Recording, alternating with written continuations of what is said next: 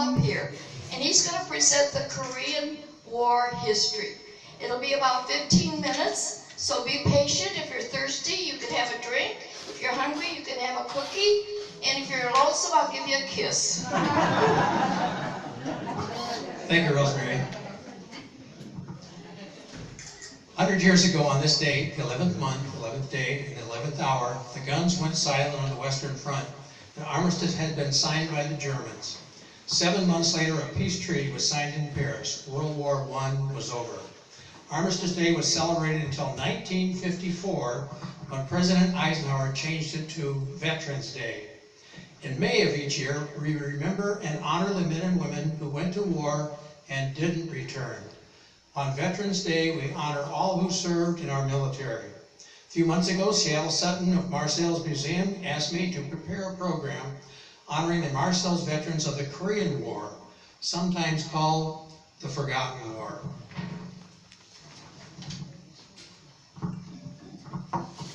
The day the music stopped. Black Hawk Beach, Ottawa, Illinois, June 25th, 1950. A warm and sunny day, nothing but blue sky with a sprinkling of fluffy white clouds. The loudspeakers were turned to Chicago radio, and the top songs of the day were being played. The times are good. America has been at peace for almost 5 years. Suddenly, the music stopped. An announcer reported that the North Korean army had just invaded our ally, South Korea. The station then hooked into the Armed Forces radio network, and we heard American pilots taking on Russian-built fighters and ground targets. America was once again involved in a war we didn't start or want. For over a year, Joseph Stalin had been shipping heavy weapons into North Korea, including swept-wing MiG-15s, at the time the most advanced fighter plane in the world. The North Koreans were supplied with heavy T-34 tanks with high-velocity gun tubes, artillery, and millions of rifles, machine guns, tons of ammunition. At the time, the North Korean army was one of the strongest in the world. Most of the American troops had left the peninsula in 1949 per our agreement with the Soviet Union.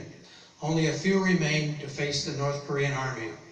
Opposing the North Koreans was a small South Korean army supplied with only small arms.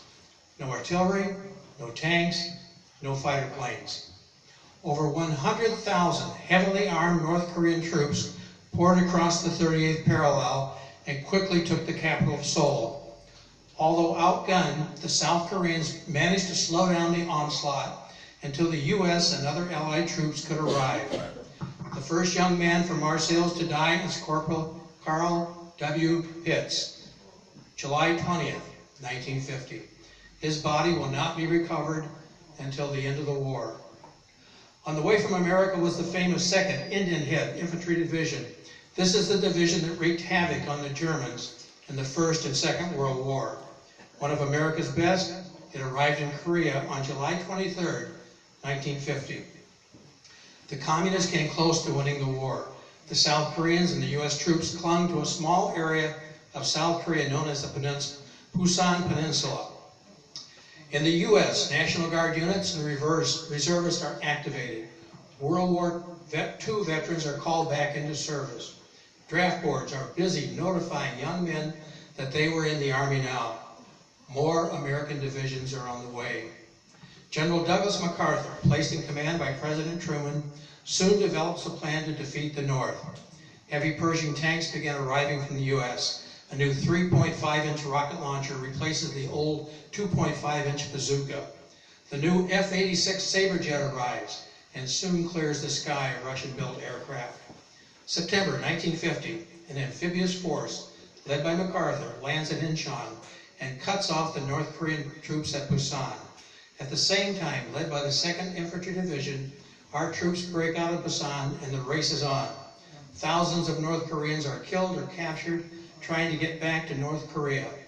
Another landing of Marines and Army infantry at Wasan, North Korea, seals the fate of the North Korean Army. By October of 1950, American troops are at the Yellow River, the border between North Korea, China, and Russia. It looks like the war is over and Korea will be reunited. not as a communist paradise, but as a free and democratic state. Unknown to McCarthy and our allies, Red China, on orders from Stalin, has massed 4 armies and 2 artillery divisions at the Yellow River. The Chinese cross and soon outflank MacArthur's troops. MacArthur asked Truman for tactical nuclear weapons to stop the Chinese, but is refused. The long retreat begins in the bitter winter of 1950 and 51. More boys from Marseilles are about to die. Private Floyd Knudsen is killed in action April 25, 1951. First Lieutenant Amos Jackson is killed in action April 19, 1951. Sergeant James Costello is killed January 2, 1953 at Heartbreak Ridge, North Korea. At this point, the war has evolved into a stalemate. The final battle line is close to the old 38th parallel line. It's known as Death Valley. On the northern edge, the Chinese and North Koreans. On the south, Americans, South Koreans, and our allies. In the middle, no man's land. Korean War veteran Louis Pantai, former commander of our Marseilles Honor Guard, told me the following story. Communist troops, after an artillery and mortar barrage, came charging across the valley. Louis and his squad fought with everything they had. Hundreds of communists were killed in his sector. After several attempts, the communist troops had had enough and scurried back to their lines. Louis and 2 of his squad mates slid into their bunker for rest and a cup of coffee. As Louis was drinking his coffee, he felt something dripping on him from the roof of the bunker. It was wet and sticky. Louis crept out and looked at the top of the bunker. There, he found a dead communist soldier bleeding out. These are the memories combat veterans carry with them the rest of their lives. July 27, 1953, Philmont Scout Ranch in New Mexico. A group of Boy Scouts, including Dick White and myself, are preparing dinner high in the Cimarron Mountains. A cowboy on horseback rides into our group and leaning over tells us that the Korean War is over. An armistice has been signed. Sadly, as of this date, no treaty has ever been signed. We are still technically at war with North Korea. Work is now underway to finally end the conflict. The following boys from Marseilles also died in service during the war. Linwood, England, April 1954. Raymond Littlefair, January 1953. And Donald Grosso, May of 1953. Current members of the Marseilles American Legion who served during the Korean War. Ronnie Ball, William Barth, James Bottershell, Don Bellato, James Capolini, Don Farmer, Gino Flori, Ed Grove, Don Knudsen, Stan Kosinski, William Lasky, Myron Mason, Weldon Oken, Lawrence Pasquinelli, Russell Peep, Eugene Thompson, and Barry Wetchell, Louis Pante, Jack Seaborn, Dave Padino, and Ken Edwards passed away recently. Also serving during the Korean War are Bill Outman, Jack Bellatini, Elmer Both, Norman Both, Ray Bryant, Frank Benolio, John McKetto, Cecil Morrison, and Rosemary made sure I mentioned that Cecil received the Bronze Star during the war. Charlie Rakes and Lino Gandolfi. I only wish we had a list of all the Marseilles boys who served during the war. Thanks to the Americans who fought the communists in Korea, South Korea today is an economic wonder. South Korea's free market system produces some of the best automobiles, television, and high technology in the world. South Korea now has a vibrant middle class.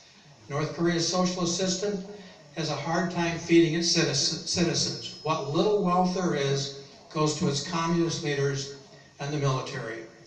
American deaths in Korea and Vietnam wars almost equal the Americans lost in World War I.